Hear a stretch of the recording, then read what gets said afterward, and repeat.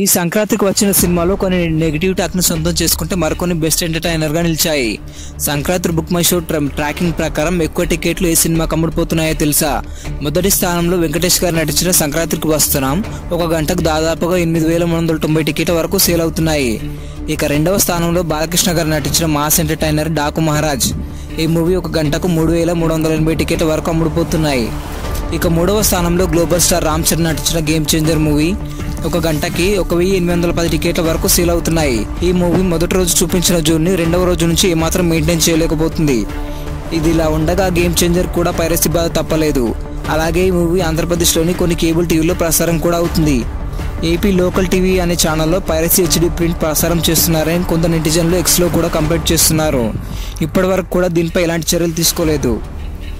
అలాగే తెలుగు చరిత్ర పరిశ్రమ ఖ్యాతిని ప్రపంచానికి చాటిన దర్శకుడు ఎస్ఎస్ రాజమౌళి తన కెరీర్ స్టార్టింగ్ నుంచి ఇప్పటి వరకు ఓటమెరుగని దర్శకుడిగా అరుదైన రికార్డును సొంతం చేసుకున్నాడు. ప్రస్తుతం సూపర్ స్టార్ మహేష్ బాబుతో పాన్ వరల్డ్ మూవీని తెరకెక్కుతున్న సంగతి తెలిసిందే. SSMB 29 వర్కింగ్ టైటిల్తో తెరకెక్కుతున్న ఈ చిత్రంలో మహేష్ గారు ఎన్నడూ చూడని న్యూ లుక్లో అయితే కనిపించబోతున్నారు. ఈ సినిమా నుంచి రోజుకో న్యూస్ కొత్త వైరల్గా మారుతుంది. తాజాగా మరో వార్త వైరల్ అవుతుంది. SSMB 29లో మహేష్ బాబుకి అన్నగా మన విక్టరీ వెంకటేష్ గారు నటించబోతున్నట్టు రూమర్స్ వస్తున్నాయి. గతంలో వీళ్ళిద్దరు కాంబినేషన్లో సీత మార్కెట్లో చిరుమల చెట్టు అనే మూవీ మంచి హిట్ని అయితే సొంతం చేసుకుంది. ఈ పాన్ వరల్డ్ మూవీ దాదాపుగా లాంగ్ రన్లో 5,000 కోట్ల వరకు వసూలు చేస్తుందని అంచనా వేస్తున్నారు.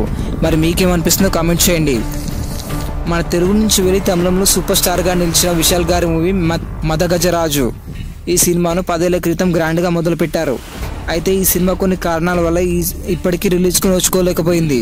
చాలాసార్లు రిలీజ్ వాయిదా పడింది. 15 కోట్లతో నిర్మించిన మూవీ బ్రేక్ ఈవెన్ టార్గెట్ 20 కోట్లు. జనవరి 14 రిలీజ్ అయిన మూవీ తొలి రోజు తమిళంలో 3.5 కోట్ల వసూలు అయితే చేసింది. ఈ సినిమాతో విశాల్ గారు మంచి విజయాన్ని సాధించాలని కోరుకుందాం. పుష్ప 2 మూవీ జనవరి ప్రీలోడ్ వర్షన్ అనే పేరుతో 20 మినిట్స్ ఎక్స్ట్రా ఫుటేజ్తో రాబోతుంది కదా.